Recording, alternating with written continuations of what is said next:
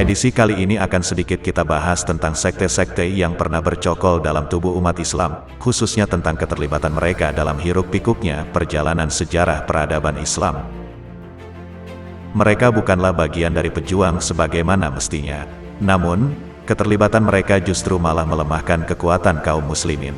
Bisa dikatakan pula bahwa keberadaan sekte-sekte ini layaknya duri dalam daging bagi para pejuang, dan kaum muslimin yang memperjuangkan Islam sesuai dengan tuntunan pendahulunya.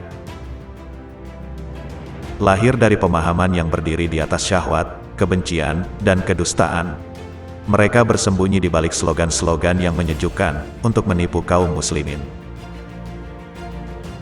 Mulut mereka yang sering digunakan untuk berkumur-kumur tentang toleransi, mencintai ahlul bait dan sebagainya, adalah mulut yang sama, yang mengalamatkan cacian-cacian kepada para sahabat, istri-istri Nabi, kedua mertua Nabi dan menantu Nabi. Bahkan, cacian-cacian kepada generasi terbaik umat Islam itu menjadi zikir bagi mereka, dan bernilai pahala. Kita tidak akan membahas lebih jauh tentang ajaran-ajaran dan pemahaman nyeleneh Syiah, yang jika kita sodorkan kepada mereka, mereka akan berkelit sedemikian rupa dengan taqiyah yang merupakan nafas ajaran tersebut. Mengutip perkataan Imam Syafi'i, beliau pernah berkata, "Aku membolehkan persaksian seluruh ahlul ahwa kecuali Rafidah. Karena mereka itu saling memberikan kesaksian palsu, antara satu dengan yang lain."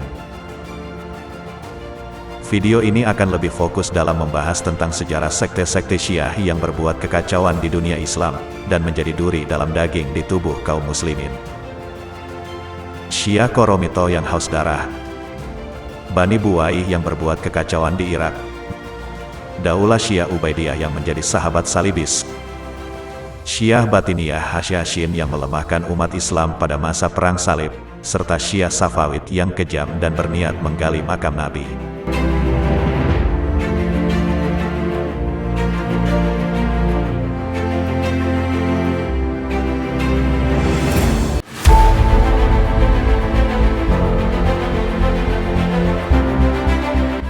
Syiah Koromitoh yang gemar menumpahkan darah. Koromito berawal dari sebuah gerakan Syiah Ismailiyah yang dikembangkan oleh Hamdan Karme di kawasan Sawat pada tahun 278 Hijriah.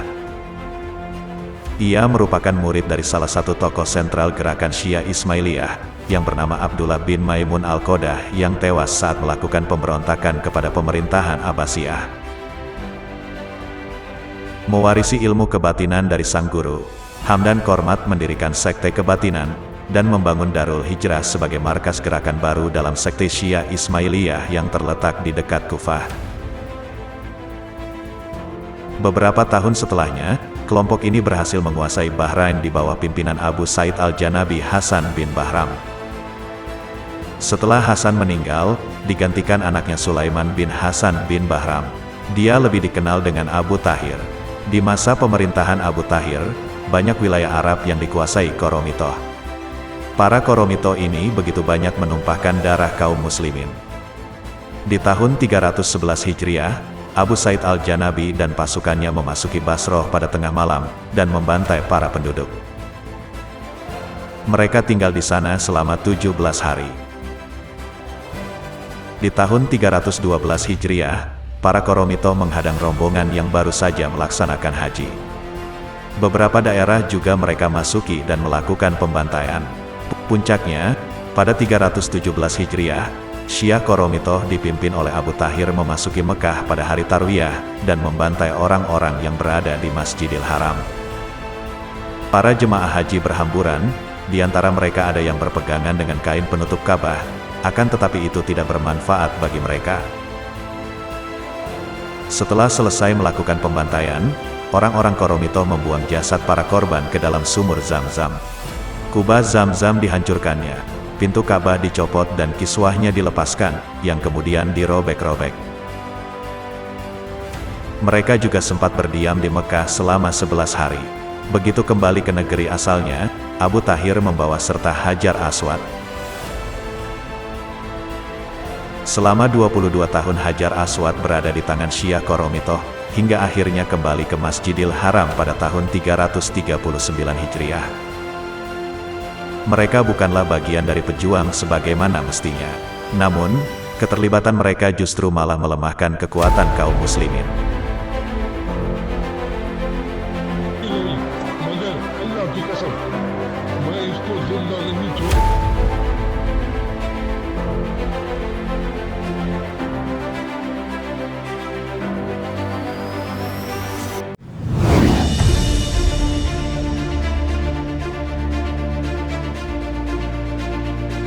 Dinasti Buai yang berulah di Irak.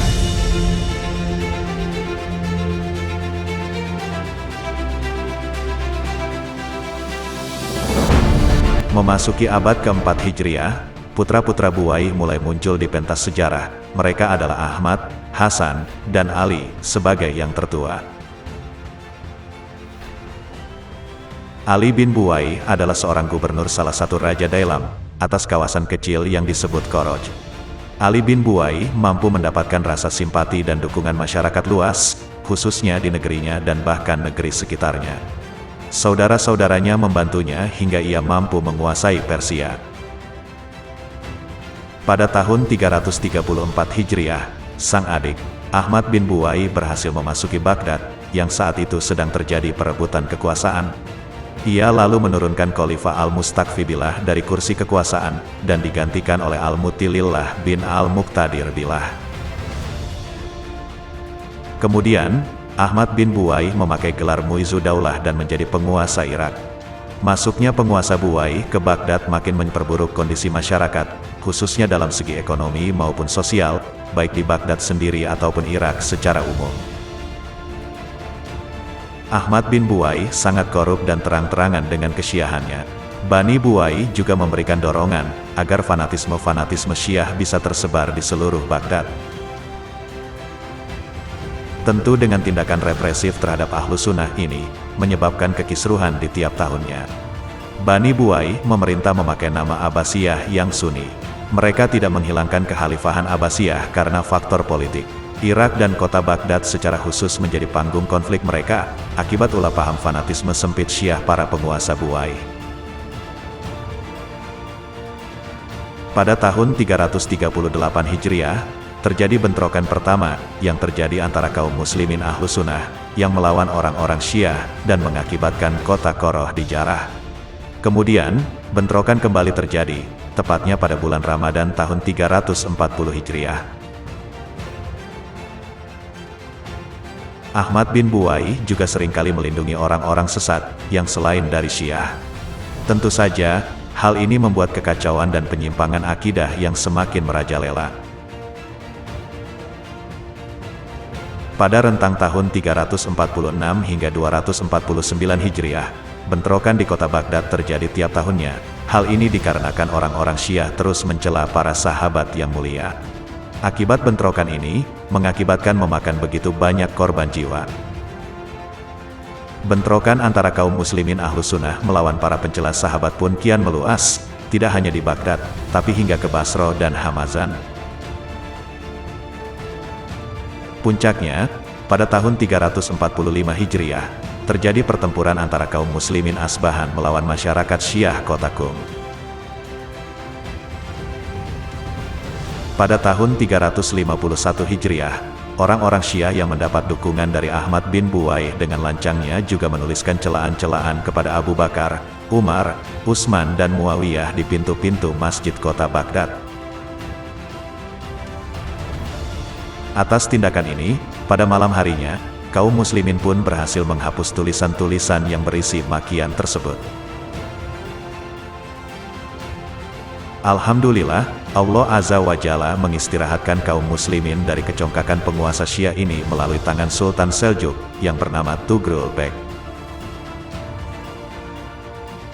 Tepatnya pada tahun 447 Hijriah, Tugrul Bek berhasil memasuki kota Baghdad, yang kemudian menangkap raja terakhir Bani Buai di sana, yaitu Abu Nasr Hasrul.